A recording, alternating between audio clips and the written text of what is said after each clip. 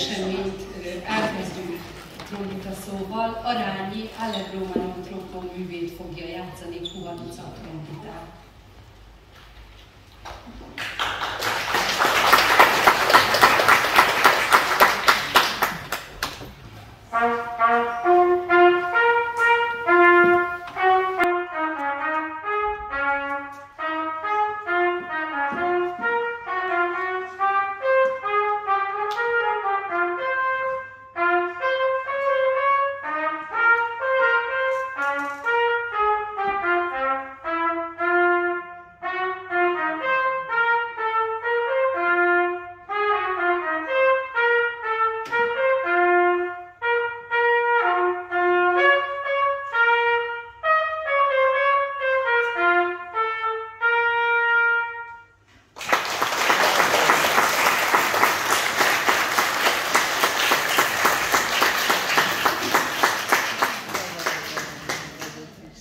Köszöntöm a könyvbarátok jelenlévő népes táborát. Az Alsó-Ipolymente, a Börzsönvidék rég és közelmúltját bogarászó kutatóként 2-3 havonként, vagy esetleg gyakrabban is család, település, tájtörténeti kérdések iránt érdeklődőktől kapok megkeresést, kérdéseket. Igyekszem ezeket minél hamarabb teljesíteni, vagy ha kívülesnek érdeklődési körömön kívül a nemleges választ közölni. Magyar Vándortól, aki esetleg a néven nem ismeri, Bezecki Anikótól 3 évvel ezelőtt, 2021. május végén kaptam megkeresést, menekültek vonatkozásában tudnám-e segíteni. Átküldtem részére a lengyel menekültek az Ipoly völgyében című témában készült írásaimat, majd 2023 őszétől heti, illetve napi munkakapcsolatba kerültünk.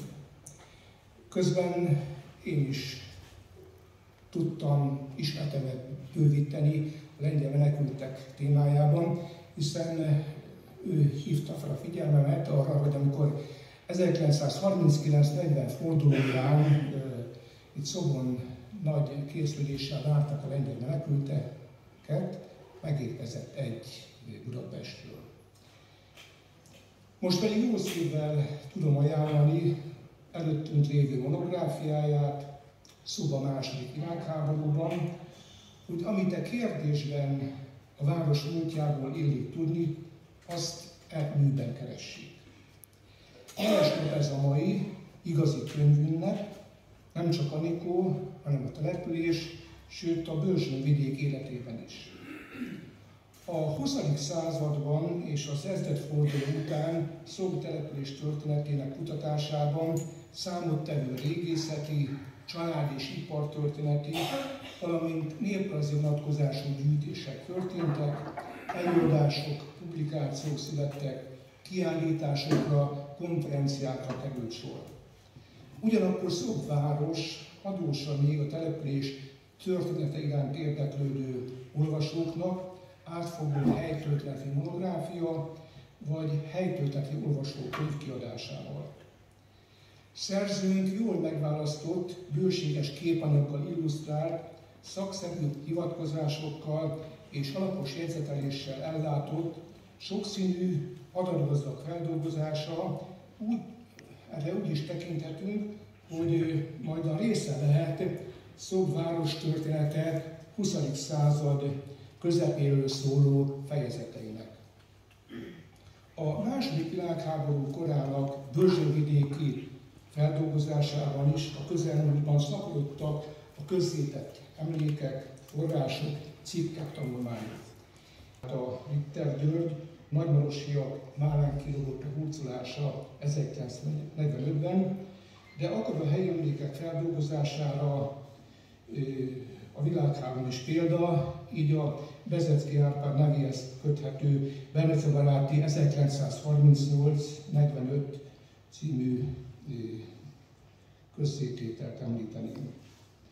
Immár közép sorolhatjuk Bezecki Anikó helytörténeti tanulmányát is, melynek megírásával nem csak Szobváros második világégésbeli történetének alapos, minden lényeges mozdulatra kiterjedő feldolgozásában vállalt úttörő szerepet, hanem 1944. december 5-től a német és a szovjet hadjelentések alapján munkájában szinte napi tudósítások olvashatók a közép-magyarországi, Budapest és Szót környéki, börzsővidéki harci cselekményekről, német-magyar állások, orosz támadási irányok, a Szent László hadosztály hadműveletei az Ipoly és a Garam mentén. A gazdag levéltári és adattári források a helyi hagyaték feldolgozásával, valamint az Oral History riportjának ötvözésével sikerült az utókor olvasója számára a hadicselekményeken túl a katonák, a hadifoglyok, a deportált zsidók, a lakosság sorsát, tragédiáit, szenvedéseit megjeleníteni. Nem könnyű olvasmány Anikó könyve, de nem volt könnyű az a korszak, amelyet feldolgozott. A háborúkat a görög mitológia amazonjait leszámítva férfiak vívták, a hadtörténetet is túlnyomó részt férfiak művelték. Nos, szerzőnk 4 gyermekes családanyaként cáfolja, hogy a katonadolgokhoz csak a férfiak értenek. Nem volt rest bel- és külföldi adattárakat, levéltárakat, katonai archívumokat felkeresni, onnan adatokat szerezni, de nem jött vissza a terepkutatástól sem.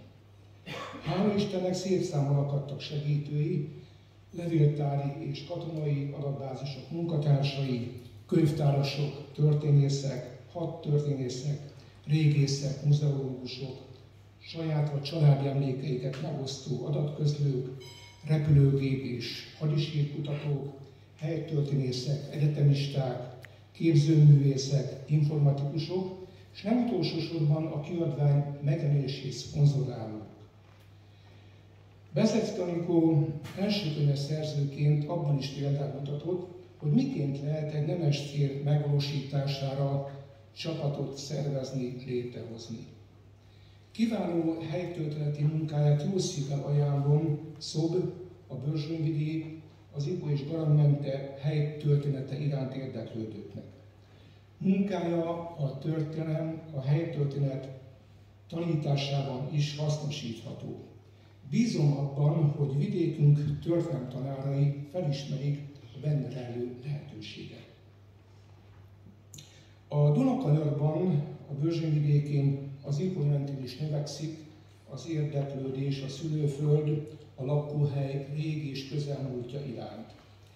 Egyre nagyobb tisztelet és megbecsülés övezi hőseink küzdelmeit, katonahőseink emlékhelyeit. Az utókor számára hasznos és üdvös lenne, ha valamennyi településünk gondoskodna múltjának számbavételéről, helytörténetének feldolgozásáról. És hogy ez nem reménytelen cél, és nem bizonyító jobban, hogy a szerzőnket támogató csapatban, és ahogy látom itt is, szép számmal találkozunk vállalkozókedvű, tetrekész fiatalokkal. Hát munkálkodjanak a vidék helytörténetében. Köszönöm szépen figyelmüket!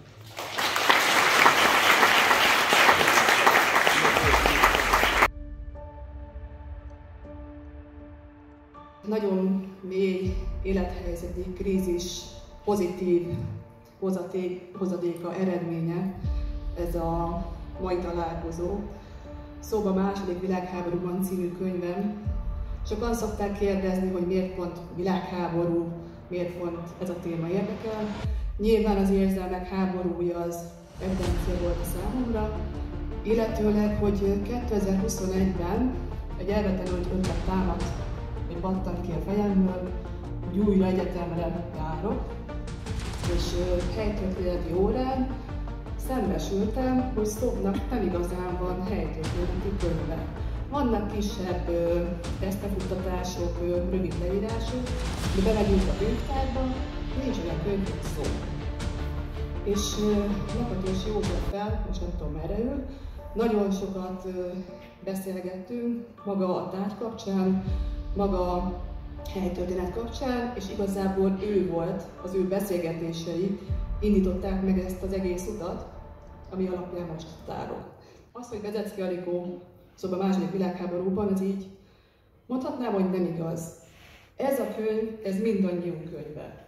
Nagyon sok segítséget kaptam. A leírásokkal segített, de nagyon szeretném mindenképpen megköszönni dr. Kocó Józsefnek azt a mérhetetlen türelmet és segítőkészséget, amit az elmúlt 3 évben biztosította számomra.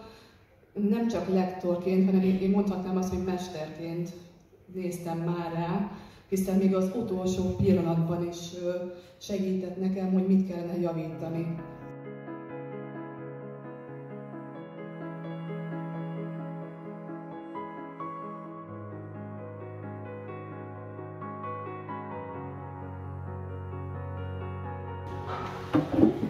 Tisztelt Hölgyeim és Uraim, nagyon köszönöm a lehetőséget Timesen Anikónak, hogy részt vehettem ennek a könyvnek az előkészítésében. Szerény munkát kellett végeznem, de nagy örömmel végeztem.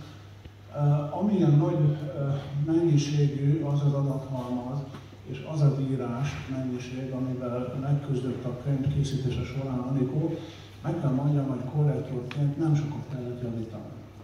Itt-ott, amott, de élvezetes munka volt számomra nagyon.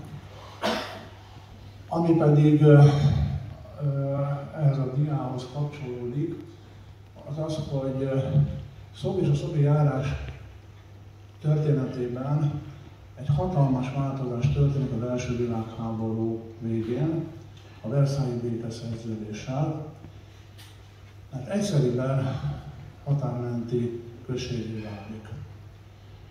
Az első világháborúig prosperáló település volt Hont vármegyében. Tudnunk kell, hogy Szent István királyunk alapította az első vármegyéket Magyarországon, és Hont megye az első között volt. Egészen Trianonig. Amikor Trianonban Hont vármegyéből csak a szobi járás maradt meg, de az is csonkán. Mert a garamenti hátsági községeket elcsatolták Csehszlovákiához, mert az Ipoly lett a hatásfolyó.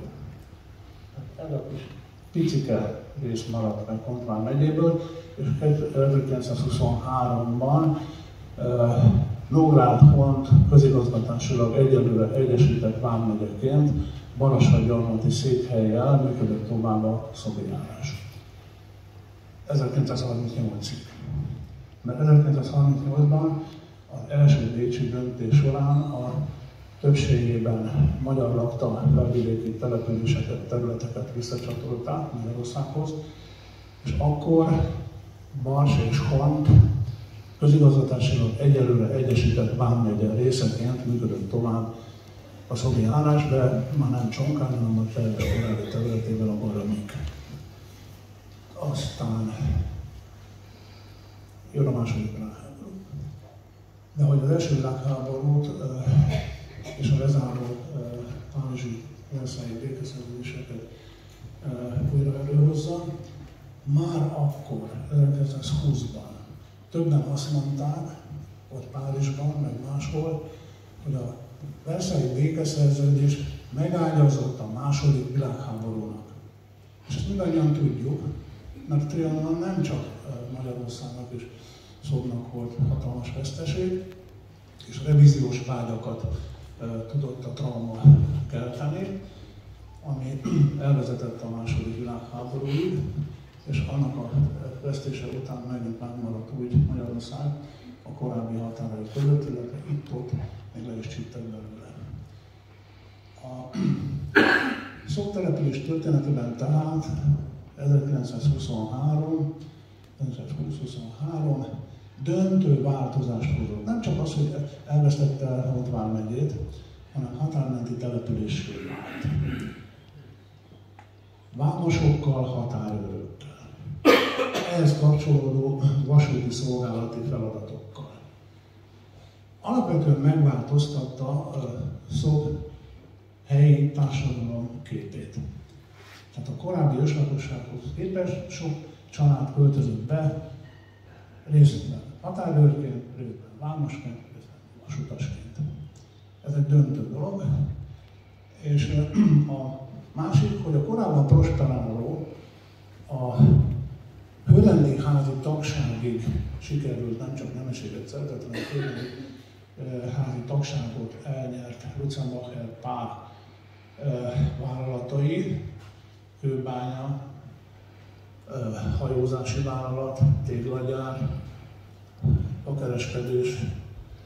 Ezek az üzletágak mind összeomlottak a Trianon után. Elvesztette nem csak a Hont megyei, hanem a felvidéki összes gazdasági, politikai kapcsolatait a Lutzenbacher család. Ami még ehhez hozzátett, hogy az utódai Pálnak nem voltak olyan sikeres üzletemberek, nem sikerült megküzdeni ezzel a nehézséggel, amit jelentett Trianon. Tönkrementek a vállalatok, egymás után adták el, a végén még el kellett adniuk a kastélyt is, amit a lazarista egyház vett meg, egészen működtette a második világháború után az államosításig. Tehát azt kell mondani, hogy én rászóként azt tudom mondani, hogy egy nagymúltú térségnek, nagymúltú települése és járási székhelye egy egészen más helyzetbe került az első és második világháború után. A második világháború után azt kell még tudni, érdemes a fejünkben tartani, hogy 45 és 50 között megint Nógrád és Hont közigazgatásilag egyelőre Ereskerek vármegyeként működött tovább Balassagyarmat székhelyen. 1950 lett a fordulópont, amikor különböző települések ide-oda tologatásával a megszűnő Pest-Külsót Kiskun vármegye helyett létrejött Pest megye részévé vált. Ezért van az, hogy Hont és Drégelypalán elkerült a szobi járástól, és Nógrád-Verőce pedig hozzánk került, mert korábban a Verőce Nógrád megyéhez tartozott. És most már a újonnan megalakult szobi járás is ennek a Nógrád megyé. Levédésről gratulálok a könyvért, a buzdító szavakat Kocó Józsefnek, hogy hogyan tovább, nem bizony egy gondolat tovább gondolandó. Én azt hiszem, hogy ezek után érdemes lenne abban gondolkodni, említették ugye mindketten, hogy monográfia még nincs szóból, ami lehetne és nem lehetetlen, ugyanis vannak itt néhányan közöttünk, akikkel, és akik nincsenek itt még azok is beszámítandók, létrehozni egy szerkesztőbizottság. Én most erre teszek javaslatot, szóval település monográfia kapcsán, hogy álljon fel egy szerkesztőbizottság, mert szép lassan összerakhatók azok a mozaikok, amik eddig is már megtörténtek, nem csak konferencia, kiadvány, meg más módon. Itt már egy hatalmas anyag van, Kocó József részéről is számos olyan anyag van, például a szobjárás történetet kiválóan megírta, és így tovább, hogy létrehozni egy ilyet, mert most csak egy kapásban gondolom, a teljességigénye nélkül Lakatos József, Ápás Imre, Bezecki Anikó, Kocó József, segítsetek, súgyatok, ha még valakit vagyok, akik már is a szerkesztőbizottságokban tudok javasolni. Ja, Batizi Zoltán, felejtsük ugyebár, nem csak régészként, hanem történészként is. Tehát ezt a labdát feladtam.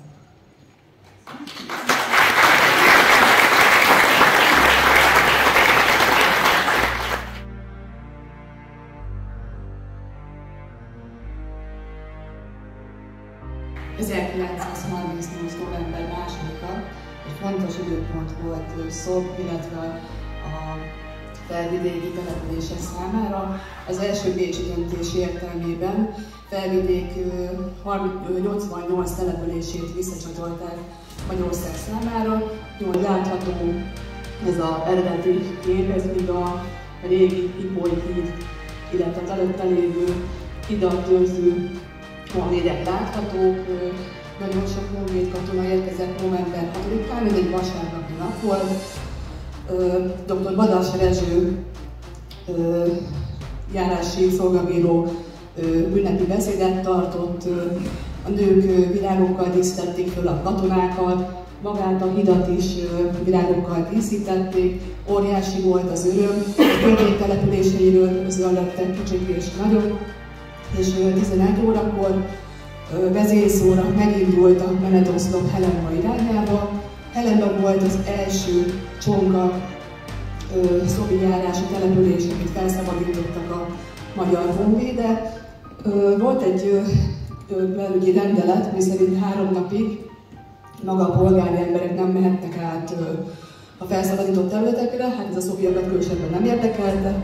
Az ipolynak a állása elég alacsony volt, úgyhogy kicsik, nagyok egyaránt elmentek Helenmára. Helenmár falu szélén várták a katonákat, illetőleg a szobiakat, ahol egyébként búcsú volt.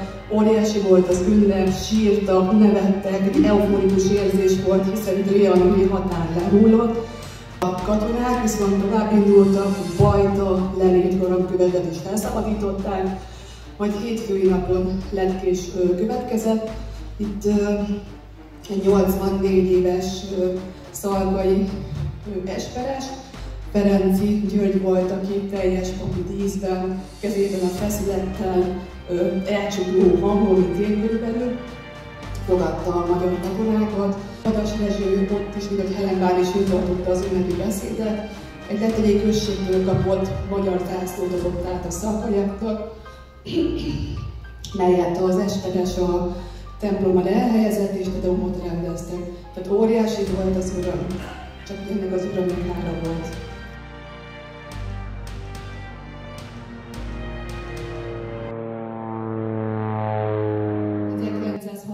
Szeptember 1-én Németország megtámadta Lengyelországot. Az óbiak maximumban vehették észre, hogy háború van, hogy Kocó József is mondta, lengyel menekültek jelentek meg Szobon. Csak néhány hétig, hónapig voltak itten a Luisa leányiskolában, illetve néhány lakásban szállásolták el őket. Ma igaz, magállakás, de régen határvendéglőben főztek a lengyelek számára, de igazából szeptember 25-től már Vámos Nikola volt a lengyel menekülteknek a központja, úgyhogy szó vonatkozásában nagyon lengyel menekültekről nem beszélhetünk, igaz voltak. A sajtóban igaz megjelentek hírek, hogy kitört a világháború, de konkrétan a szovjetokat nem érdekelte. Mint hogy a község lakói sem, ugyanúgy élték az életüket, földet műveltek, vállalkoztak, nem érintett őket a háború szele. 1942 volt az első olyan esemény, egyébként Micsei Laci bácsi által hagyományban lévő 2 képet lehet látni. Ő tévesen 1944. júniusra datálta ennek a repülőgépnek a lezuhanását, viszont én szakvéleményeztettem Magó Károlyal. Magyarországon ő a legjobb szaktekintélye a lezuhant gépek kapcsán, úgyhogy én elfogadtam az ő verzióját, illetőleg volt egy amerikai szakértő is, aki azt mondta, hogy ez a gép 1942. szeptember 9-én zuhant le, hát Szob és Kóspalla között, de igazából nem tudjuk, hogy pontosan hol, valahol Szob térségében. Az első légi támadás a főváros ellen az 42. szeptember 4-én volt, ki voltak világítva a házak, nagyon könnyű célpont volt a főváros. Úgyhogy a szovjetek mindenféle ellenállás nélkül szétbombázták a fővárost. Ez a nap annyiban érdekes, hogy Zilahi Lajos, aki Valamit visz a víz című regényt írta, illetőleg itt forgatta Szobon Karádi Katalinnal és Jávor Pállal a filmet, az ő házát, Rózsadombi villáját, ott robbantotta szét egy bomba. Szeptember 9-én volt ugyebár a IL-4-es orosz repülőgépnek a lezuhanása, de ezen kívül nagyon hadászati cselekmény nem történt Szobon.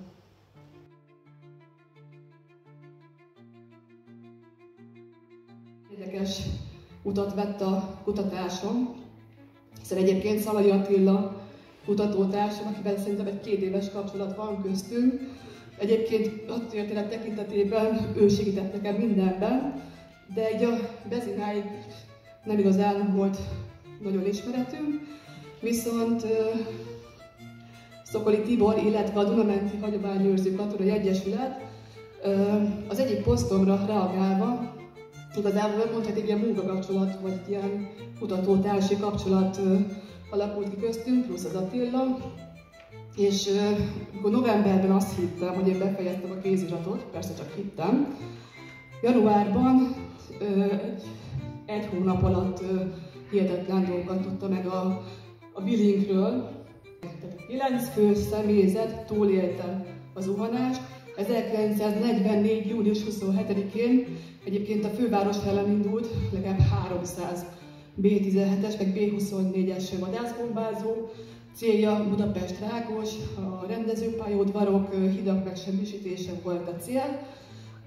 Csak hogy Willit a főváros felett meglőtték, illetőleg Mészáros Pál elmondása alapján még Verőcin egy boforc is rásorozott, és Kóspalag fölött már biztos, hogy látták emberek, mert több szemtanú is megjegyezte, hogy látták a kiugró pilótákat, és mivel ők meg is találták őket, illetőleg a ejtőernyőiket, ruhákat készítettek az ejtőernyőkből, a nosztrajek viszont nyilván Bezinán találták meg magát a gépet.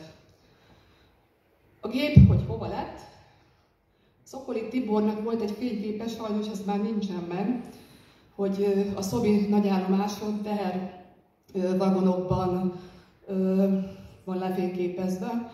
Nyilván több alkatrésze a mai napig egyébként itt is van az asztalon, de egyébként Nosztra, Kóspalag, meg talán Damásd is, környező települések, hát felhasználták. Palacsinta sütőtől kezdve az olajtóig, tehát minden alkatrésze hasznosításra került. A 9, hát igazából 2 legénységi tagról van nagyon jó fényképünk, van egy harmadik is, de az annyira rossz, hogy inkább nem raktam bele semmibe, mert tényleg használhatatlan. Tehát ők egyébként nem csak az, hogy túlélték, volt, aki súlyosan sérült, de ellátták, német hadifogságba került mind a 9, és mindannyian hazatértek. És nem csak, hogy hazatértek, de hosszú életet éltek. Szok történetében a szőnyegbombázások voltak igazán az igazi háborús cselekmény. 3 szőnyegbombázás érte Szobot, 1944. szeptember 5-én, 18-án és 20-án. Szeptember 5-én abszolút senki nem számított rá. Olaszországi támaszpontokról 50-70 darab gép felszállt, és megindultak igazából a főváros irányába, de egy 4-5-ös kötelék levált, és Esztergom felől, Zugló-alól megjelentek Szok felett, miközben mondjuk a pénzügyi igazgatóság tagjai a zsidó vagyont tárták föl, több 100 tonna bomba hullott. Az Ipolyhídról azt tudni kell, hogy egy feliroda tervé alapján készült, vasrácsos szerkezetű, tehát a vasrácson keresztül mindig átestek a bombát, és különösebb tragédiát nem okoztak az szerkezetben.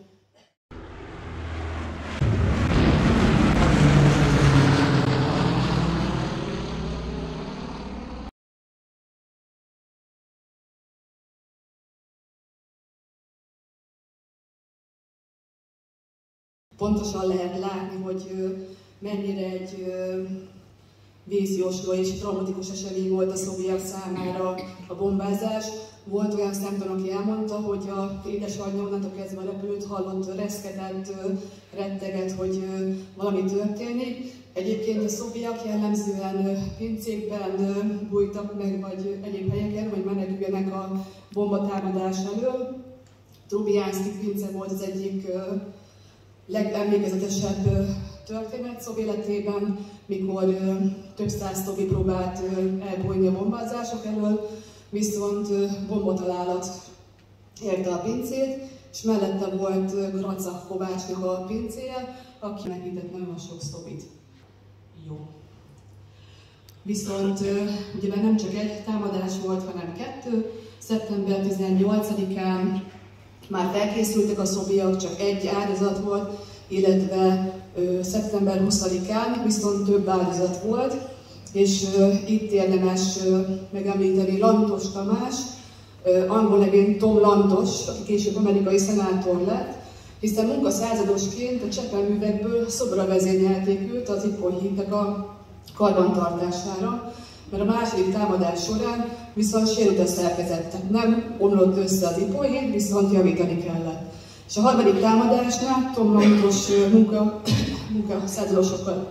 munkaszolgáltatósokkal együtt, kb. 600 méterre voltak a Ipoly hídtól, mikor a újabb bombottámadás indult ellenük. Úgyhogy igaz, hogy az egyházi papírokban egy ember halott van, de valóságban a munkaszolgáltatósokat nem jegyezték, az 19 volt, illetőleg 3 már alkalmazott.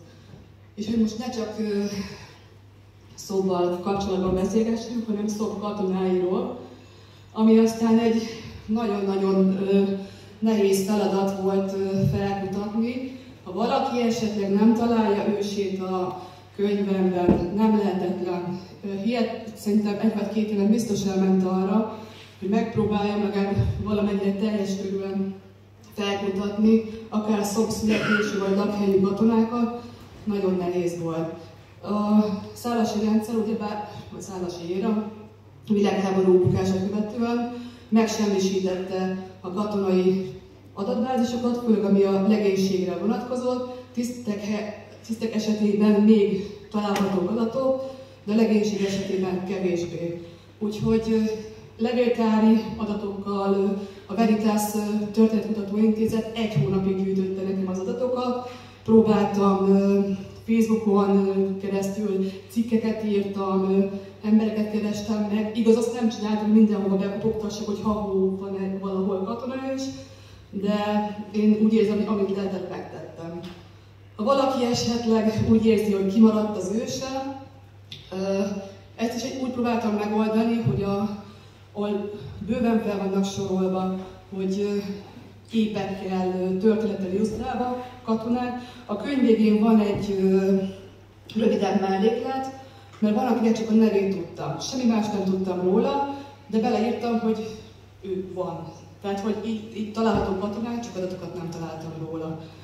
De hogy el tudjuk képzelni, hogy a második világháborúban milyen katonák is lehettek volna itt Szobon, szeretném felkérni a Dunamenti Katonai Adományőrző Egyesületet, hogy demonstrálják, hogy mégis milyen egy második világháborús katona, csak kicsit beszélek arról.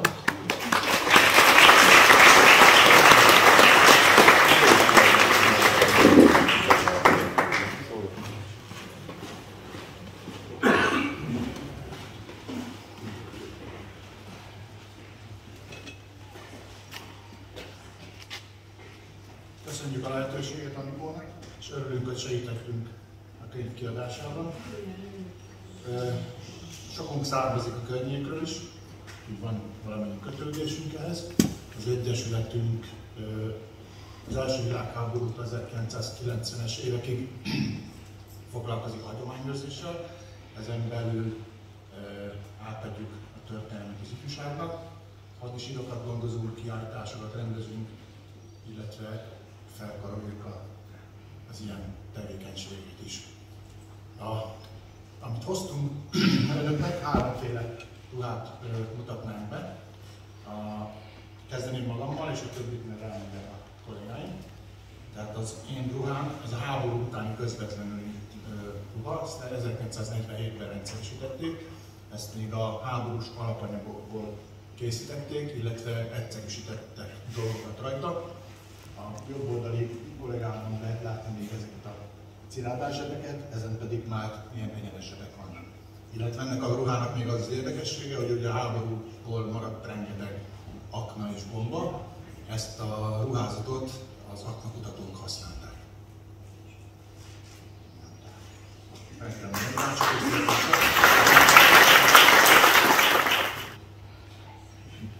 Hölgyeim és uraim, Paulik János vagyok, a Magyar Királyi Légierő tiszti egyenruháját töltöttem magammal, néhány szót szólni. A trianoni békediktátum hatására a magyar békélő mindenkor megszűnt, 1920 és 1938-ig nem engedélyezték semmiféle békélőt Magyarországon. A 20-as évek azzal teltek, hogy a kormányzó úr pénzt, időt, fáradtságot nem kimérve fű alatt megpróbálta felépíteni egy modernebb, egy napra kész légierőt, hogy az ország nem maradjon védelem nélkül a levegőben sem. 1930-ra nagyjából elkészült a egyenruha szabályzata. A szabályzat előírta, hogy teljesen különbözően az addigra már hagyományokkal rendelkező Magyar Királyi Honvédség, tehát a szárazföldi alakulatok egyenruhájától, ezzel kifejezve azt, hogy egy sokkal modernebb, egy új fegyvernek kialakulását hangsúlyozza az egyenruhának kapcsolatban is. A megjelenésében láthatjuk, hogy a Királyi Honvédség paroli rendszerét és a várcsinos rendszerét teljesen átalakítva a rang, illetve a rendfokozati jelzéseket vállalatra helyezték el. A légierő megkülönböztetésére ez a világháborús hagyományokat követve egy kiterjesztett karú sast látunk a Szent Koronával a tetején. Ez látható az urkonynak a jobb oldalán, illetve a tányérsapkának a sapkányosanyán. Maga a formaruha egy hagyományos, hétköznapi, de modern kialakítású zakóból eredendő a európai divatnak megfelelően kialakított szurkony és egy pantalónadrág. A külsőségeket nyomon követhetjük a gombok kialakításában, ahol szintén az kiterjesztett szárnyú sas a Szent Koronával. Ezt a tiszteknél aranyos gombok, a tiszthelyeseseknél ezüst gombok mutatták. Tulajdonképpen az egyenruha a bocskai sapkával is szakított, ugye a szárazföldi magyarul bocskai sapkás megjelenítése van.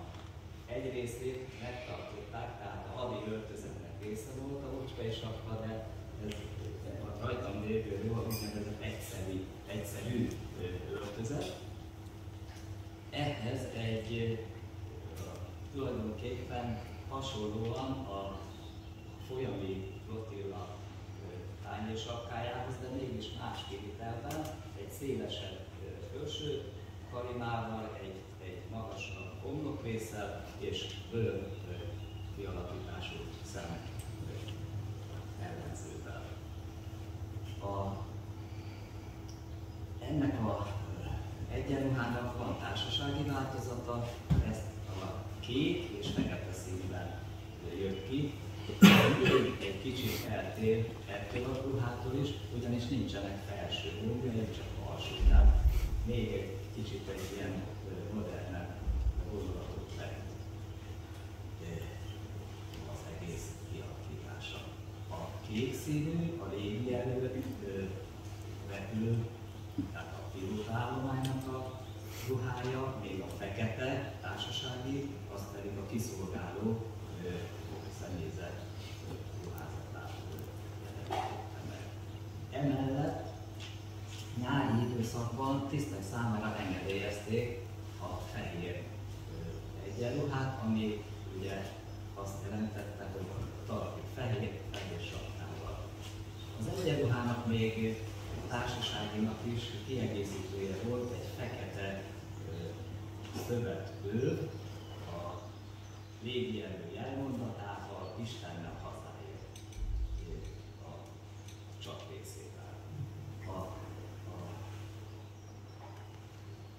tartozéka volt az őrnek egy tiszti, illetve altiszti tiszthelyettesi, de a legénységi állomány részére is kiadott tőr, ami szintén a sas szimbólum, a markolat és a penge közötti részemlékre.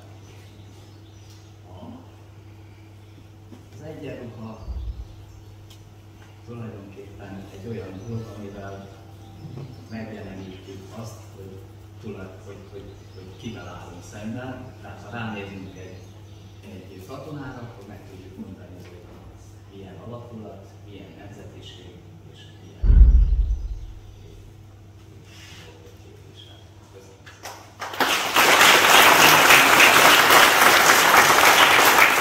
Egyenruhát viselem. Ez az összeállítás már a háború végi egyenruhát, illetve háború végi változtatásokat mutatja be. 1943-tól áttértek az újabb fajta, mondjuk úgy, hogy német típusú, illetve fazonú ruházatra. Elsősorban lényeges változtatás volt a szemernyő nélküli 1920 típusú boskai sapkákhoz képest a posztó szemernyővel ellátott 44 mintajú egységesített tábori sapkák bevezetése. Illetve a korábbi 35 mintájú térd nadrágoknak a lecserélése. 43-as, az a lényeg, hogy ez már pantaló szabásba készült. Régebbi 35 mintájú bogas ríjas bakancsokat is lecserélték. Gyakorlatilag német mintára, tehát kamásli alkalmazásával lehetett a nadrághoz hozzáigazítani, rögzíteni. Másik lényeges változtatás például a macskazsáknak a lecserélése volt. A 1934-ben egy gázállat típushoz eredetileg vászonból készült kis zsák tartozott. Viszont 42-ben német mintára ugyanúgy áttértünk a vasbádok hordogoznak az alkalmazására. Illetve a fegyverzetnek a terén is változtatások történtek. A háború végén 1943-tól a 43 mintajú ismétlő puskát vezették be, ami már német Mauser lőszerrel működött. Éppen a háború végi, mondjuk úgy, hogy lőszer, illetve logisztikai kérdések megoldása és egységesítése miatt következett be. Egyenruházatomból még annyit, hogy a rajta lévő felvarró határvédelmed az határvadász alakulatnak volt a felvarrója.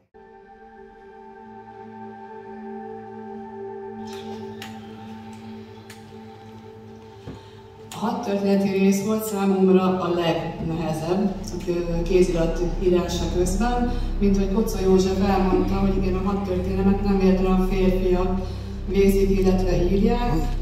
Mikor megvettem Számvéber Norbert könyvét, Páncélosok a főváros csatájában címűt, hát csalóba dobtam, mert fél év kellett, mire egyetem felfogtam, hogy miről írtam. Nagyon kőkemény szakirodalom, és Szalai Attila nélkül, Rados Dávid, illetőleg Szolyga Péter nélkül nagyon nehéz lett volna hadtörténeti részegységet megírni, úgyhogy nagyon köszönöm a munkájukat.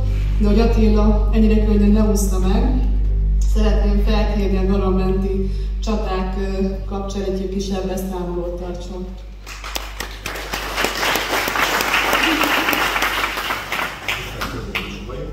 Először is szeretném gratulálni Margitónak a munkájáért. Azt még el szeretném mondani, hogy ez a közel két-három év alatt szerintem egy kerül barátság közöttünk, és nagyon sok mindent tanultunk egymástól. Nagy vonalakban szeretném bemutatni, hogy milyen jelentősége volt az itteni harcoknak. Kezdeném azzal, hogy 1944. szeptember 23-án a szovjetek Batonjánál átlépik a Trianon határt. Gyakorlatilag ezáltal már Magyarország is hadszíntérré vált. 1944. október 15-én Horthy proklamációja és sikertelen kiugrási kísérlete után Szárosi Ferenc átszolja Magyarország felett. Ekközben ugye a szovjetek gőzerővel nyomulnak előre Magyarország területén, délről a harmadik ukránfront, keletről pedig a második ukránfrontnak a csapatai próbálják körülzárni Budapestet, és ugye ezáltal elvágni a fővárost Magyarország irányításáról. Hogy miért is játszott ugye fontos szerepet az Ipoly folyó és a Börzsöny, az pontosan azért, mert az Ipoly folyónak a keleti védelme az azért fontos, hogy nyugaton tudják fedezni a visszavonuló német és magyar csapatokat, és ezáltal biztosítsanak egy utánpótlási útvonalat. Itt jön majd szóba a Szent László hadosztály, aki gyakorlatilag egy elit hadosztály volt, a törzsét a magyar ejtőernyősök alkották, illetve a légierőből toborzott pilóták, kiszolgáló személyzet és egyéb alakulatok. Egy másik, a harmadik ezredet gyakorlatilag a Szent László hadosztálynak a gránátos ezredet volt, aki szintén említésre méltó, ugyanis a Horthy Miklós testvérei alkották a zömét. A környező falvakban ugye települt a magyar második páncélos hadosztálynak az alakulatai Ipoly-Domár, illetve Ipoly-Sártól egészen Vámos Nikoláig.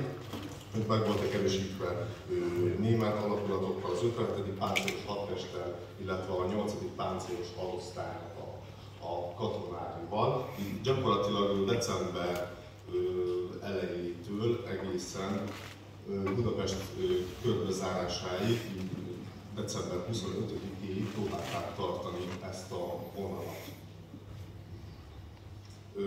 Azt még el kell mondanom, hogy a lepkési hídfő a lepkési híd miatt volt nagyon fontos, amit december 24-ig sikerült tartani a magyar csapatoknak, hatalmas túlerővel szemben, és 1944. december 24-én éjfélkor felrobbantották a lepkési hídat. A megmaradt csapattöredékek Kicsin irányába vonultak vissza, hogy Giba és Buta környékén találkozzanak a megmaradt alakulatrészek. Kicsinden létesítettek egy pontonhidat, ahova a visszavonulási útvonalat tervezték, ami egyébként nem jött össze, mert az átszivárgó szovjet csapatok hamarabb beszivárogtak a faluban, és gyakorlatilag szétverték a magyar és német csapatokat, és így gyakorlatilag meg is semmisítették a Szent László hadosztályt. December 25-26-ára körbezárták Budapestet, és ezzel gyakorlatilag be is fejezném az előadásomat. Nagyon szépen köszönöm.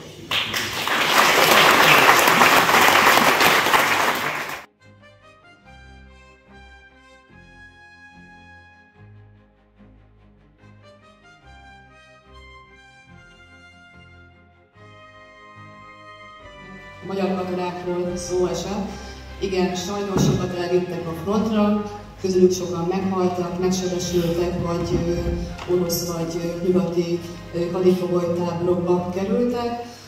Volt, akinek több év volt, mire hazakerült, viszont a Bukvi táborairól annyit kell tudni, az a különbség a Gulág meg a Bukvi között, hogy a Bukviba azok kerültek, akiket bíróságítéletten nem ítéltek el. Egyszerűen civil emberek voltak, német származású emberek. Ez a szovjet vezetésnek úgymond a büntetése volt, hogyha már német, akkor hasonlóan járjanak el velük, mint mondjuk a zsidókkal szemben. Utcáról is összeszedték őket, már német hangzású neve volt, akkor tehervagonokba zsúfoltatták őket, elvitték Szovjetunió különböző táboraiba. Igaz, nem voltak gázkamrák, meg égető kemencék, viszont ugyanolyan kegyetlen sors jutott mind a katonai hadifoglyoknak, mind a civileknek, vagy akár a munkaszolgálatosoknak, hiszen a civil elvesztette civil jellegét. A szovjeteknek csak hadifoglyok voltak. Nem véletlenül beszéltek róla a túlélők. Egyrészt, ha beszéltek volna, akkor már mentek volna vissza, hogy családlevest tettek, vagy krumpli héjából készült levest, ez volt a legkisebb probléma. Megfagytak, olyan méltatlanságok érték őket, hogy nem véletlenül nem beszéltek róla. A Ugye a Málenki robotról is azért szót ejtek, hiszen a civileknek a hadifogságba való elhurcolása, ugye az egy kis munka, a Málenki robot, hát ugye az nem egy kis munka volt, és a szovjetek azért is találták ki, hiszen a németek az óriási károkat okoztak a Szovjetunióban, és hogy ezekkel a civilekkel, illetőleg bármelyik hadifogolyjal, kvázi egy rabszolga, dolgoztatták őket, hogy ők tegyék rendbe a szovjet államot.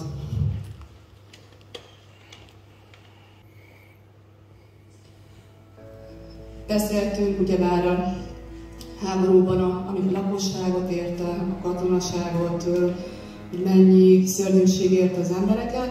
Viszont van egy történelmi restancia, amivel nem csak mi szovjet, egyébként Ázsiában maga a magyarság, de mivel most Szobon vagyunk, azért illendő lenne már 80 év távlatából a szovjet zsidóságról beszélni. Nem, hogy nem beszéltünk róla, azt tudjuk, kik ők, mi történt velük, miért történt velük. A zsidó temetőben is Szobon 79 név van felsorolva. Körülbelül egy évig kutattam őket, hogy a nevük alapján egy kicsit több legyen róluk, tehát hogy kik lehettek, milyen volt az életük, nem sok mindent találtam. Kölgyesi Ildikót kértem meg, ő 2 illusztrációval is segítette a könyvemet, hogy el tudjuk képzelni, hogy kik lehetnek ők. Baki Attila felvidéki történészt felkérni, hogy nem csak a könyvírásnál véleményezett és most hozott engem teljesen joggal, hanem ő azért több évig kutatta, hosszú éveken keresztül Baks és Kontvár megye zsidóságát, úgyhogy néhány mondat elején szeretném felkérni őt, mutassa be az akkori életét.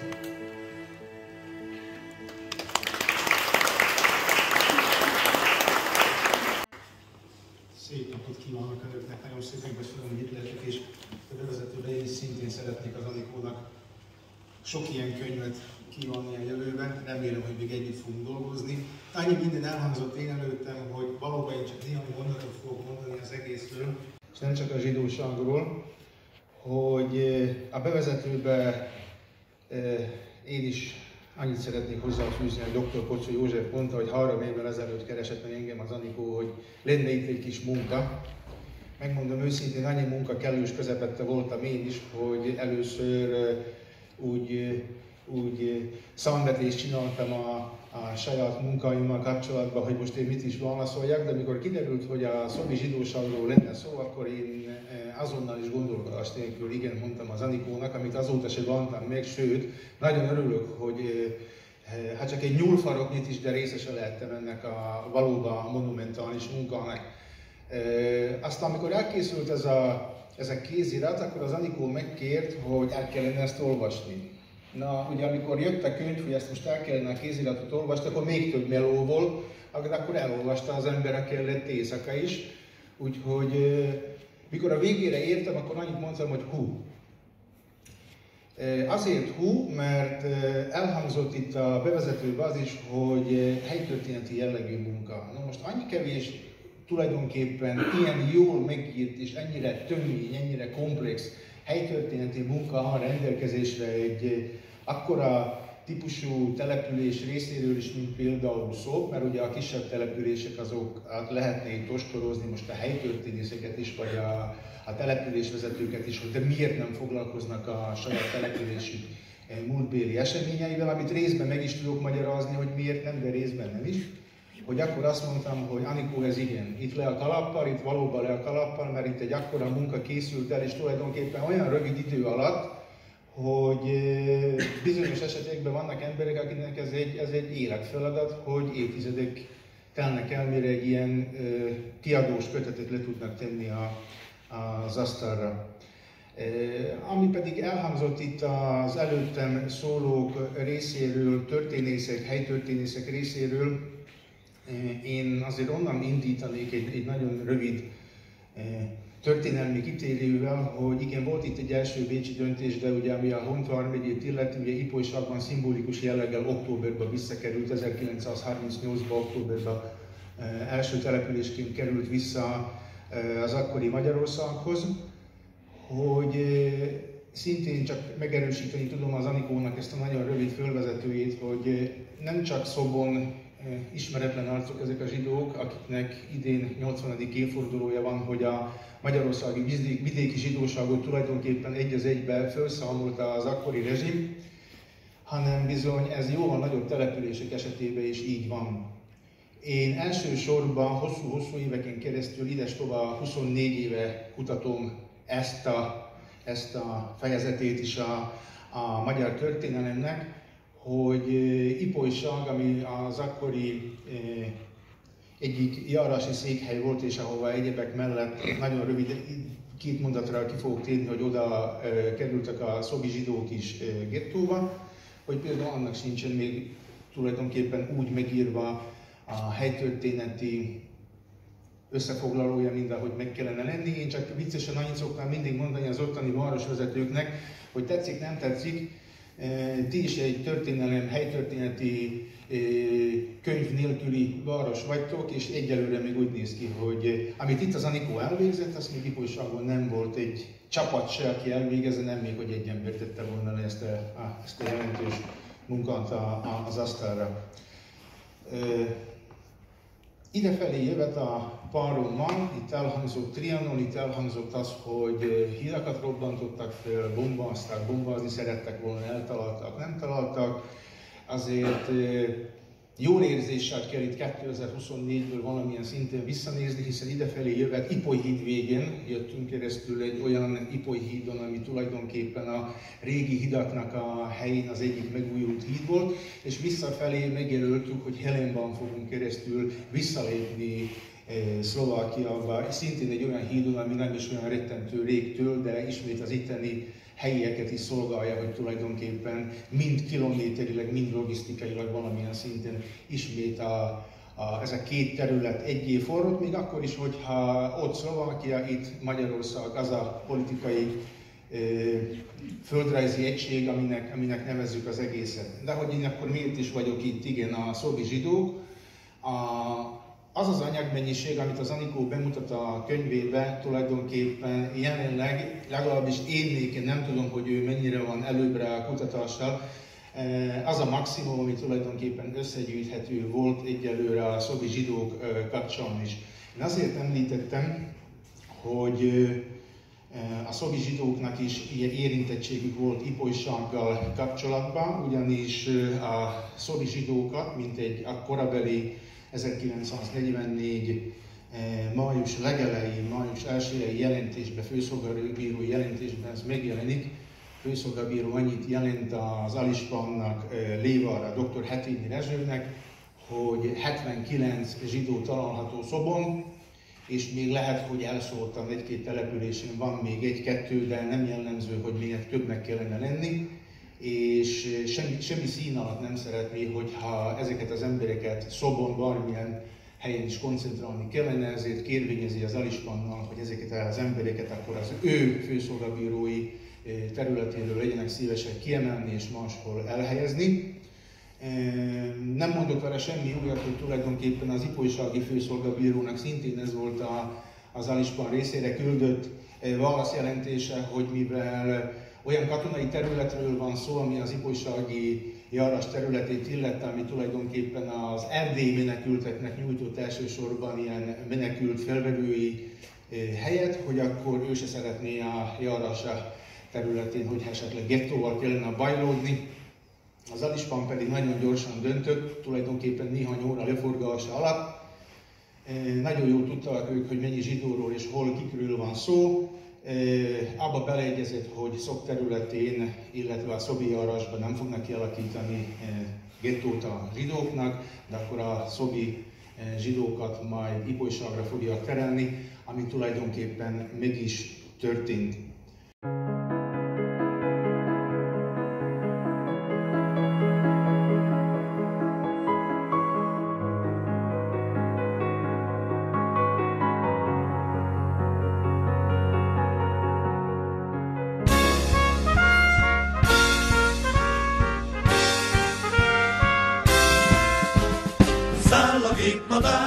A fellegekbe fenn, belsejébe száll az ernyős regiment. Szívünk úgy dobog, hogy nyugodtabban ver, tudjuk mi azt jól, hogy aki mer az nyer. A honvéd ejtő ernyős vadász, az ország első katonája.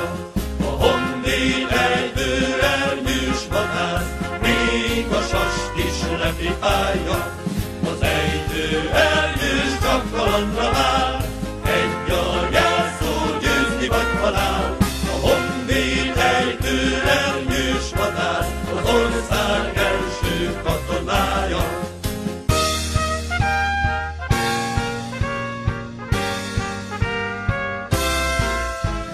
Száll a gépmadár a fellegekbe fenn, belsejébe száll az ernyős regiment. Szívünk úgy dobog, hogy nyugodtabban ver, tudjuk mi azt jól, hogy aki mer, az nyer. A honvéd ejtő ernyős vadász, az ország első katonája. A honvéd ejtő ernyős vadász, még a sast is lepipálja. Az ejtő ernyős csak kalandra vár, egy a jelszó győzni vagy halál. A honvéd ejtő ernyős vadász, az ország első katonája.